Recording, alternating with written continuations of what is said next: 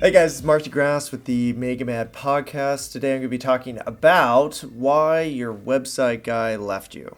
A lot of my clients have been in business for a while and they have used multiple website people. I say website guy because it's usually a guy, or at least the ones that abandon people, apparently. A lot of my clients have worked with one or more people who said they could build the website, build the brand, all that kind of stuff, and they end up not having anybody to refer to, and their website is out of date or in shambles, or they don't have access to it, or some other terribleness.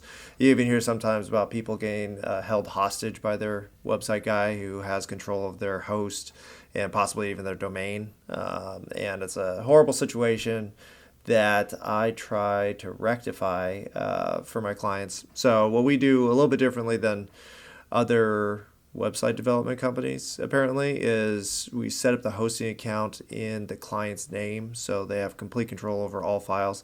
There's some downsides to this in terms of you're going to have to maintain the host yourself, but overall, if you've been burned by website guy, then that's a good solution because you have more control. Anyways, I'll get to more of the solution later on, but I'm going to talk about why your website guy left you. Four key reasons, and hopefully you can avoid them in the future. Number one is that website building is hard. A lot of people, well, not even people, it's advertisements from Bluehost, GoDaddy, Wix, Shopify, all these website commercials that small business owners end up seeing say, hey, it's so easy, just click here and your website looks awesome and it's consistent branding and beautiful photography and all this other stuff, and it's just not true. If you've seen those commercials and you're like, oh yeah, this guy did it during the commercial, it doesn't happen like that. It's a lot more work. Now there are people who can do that, but they're usually very technically and design inclined, and it comes easy to them. So they know how to pick pictures that look good. They know how to modify graphics, and they know how to deal with layouts and all that kind of stuff. And I think that's awesome.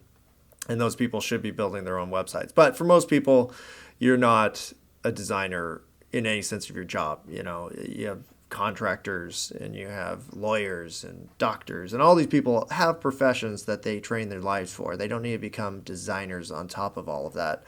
I got kind of off track. Building websites is hard. There's a lot of different elements. You have brand design, graphic design, photography, videography, layout design, user interface design, user experience design. There's so many different elements, and even though some websites seem to make it easier, at the end of the day, if you aren't inclined to that kind of stuff, you're better off hiring a professional to do it for you, or at least set it up for you. Now, the trick here, when it comes to your website guy leaving you, is that it's more difficult than they know as well. Even if somebody's done it themselves, to do it for somebody else is just another level of customer service and management that most people are not prepared for. Another key reason why your website guy left you is he or she might be a programmer and not necessarily a designer. Now, you could have somebody like an IT person set up your website, but they're not going to be concerned with how it looks or possibly how it functions in terms of the user end. They'll just be concerned about security, whether the website's up or not, and whether it contains just the raw information you're trying to get across. They don't care about how it looks necessarily. They just want it to function. They want it to be safe, and they want it to contain the information. Those are all key elements of a good website. But in terms of branding and marketing, you need more than that. You need the design element. It's complicated. And if you have somebody who's just focused on the building blocks of the website, you're probably not going to be happy with what they are. And they're not going to be happy that you're not happy because they did what you said. So they're going to leave you, or they're going to go get an IT job somewhere or something like that. All right, next up is customer service is hard. This kind of these are all related. Why these website guys or girls tend to disappear is the amount of talking you have to do to the customer to get what they want is pretty comprehensive. It's not just that, they don't talk to me, they don't tell me things. It's trying to comprehend what they're trying to say if they don't have the language to convey the message. So they might say, hey, I've had clients that use the word font when they're describing all elements of type. And if you're a graphic designer, you know there's a lot of elements of type. There's color, there's the type of font, there's the font itself. Then you have whether it's cursive or bold or underlined or there's just a lot of elements. And if you don't have the verbiage to convey what you want, then the designer is actually going to have to translate what you're saying into what you want. So it's a complicated process. And what you have to do is understand the client is coming from a place that isn't a designer. So you're going to have to translate what they're doing onto the work, which is complicated and hard, and it requires a lot of communication. And I'm just talking about the logo here. You get into the website design and layout and all that kind of interface stuff, it gets way more complicated. So customer service is a core element of the business. And if, say somebody who's a programmer or somebody who's just a designer that likes to sit and work on a task and can't let go of their own design preferences, then they're going to have issues, because customer service is 90%. It's 90% of every business. But, especially with website design, there's a lot more of it than you think there's going to be. So you have to be ready for that. And so if your website guy or gal did not understand that going into the business, then they're going to be angry and disappointed and frustrated. And so they might leave you in the process.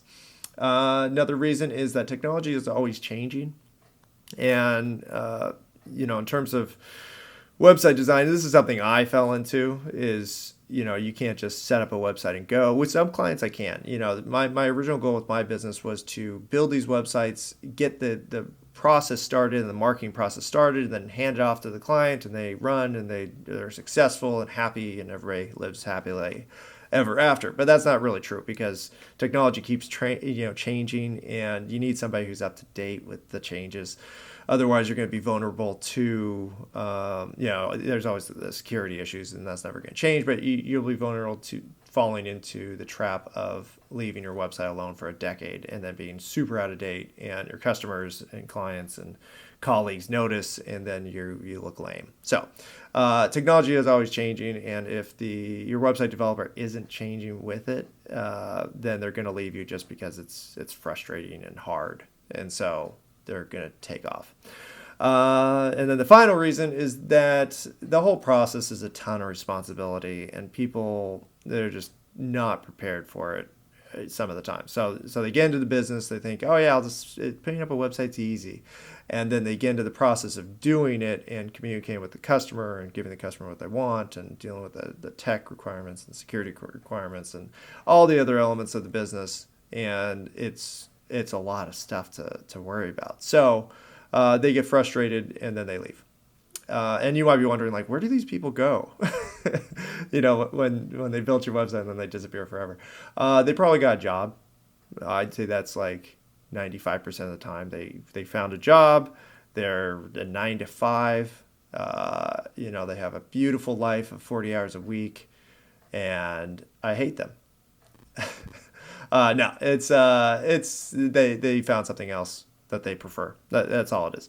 They're not trying to be, some of them are vindictive and evil, but most of them aren't. They're just moving on with their lives. They probably made a mistake taking the job from you, or taking the work, and they regret it, and it's just easier to ignore these things, because you might be one of 50 people harassing them about something, and people get numb to that, and then they just disappear. So that is the reason why your website guy or gal left you. I'm not trying to be sexist with the guy talk, but it's, when I've talked to a lot of people, it's usually a guy. Sometimes it's a girl, but when it's a girl, it's usually somebody's daughter or somebody's friend or something that had built the website. And they don't usually disappear. It's with these guys for some reason. I hear them just, I don't know what happened to him.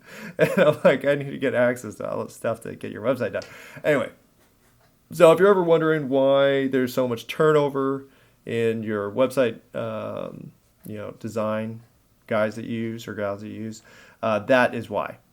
So understand it's going to be difficult, and if you're going to pick somebody like me, say I've been around, I've been building websites since I don't know 2000, and I've had this company for about 4 years, and I have an office, and you could come here and yell at me if you want, and that's something that you usually can't do with your website guy. So if you're interested in website services or design, go ahead and contact us, and we will help you out, and we won't disappear.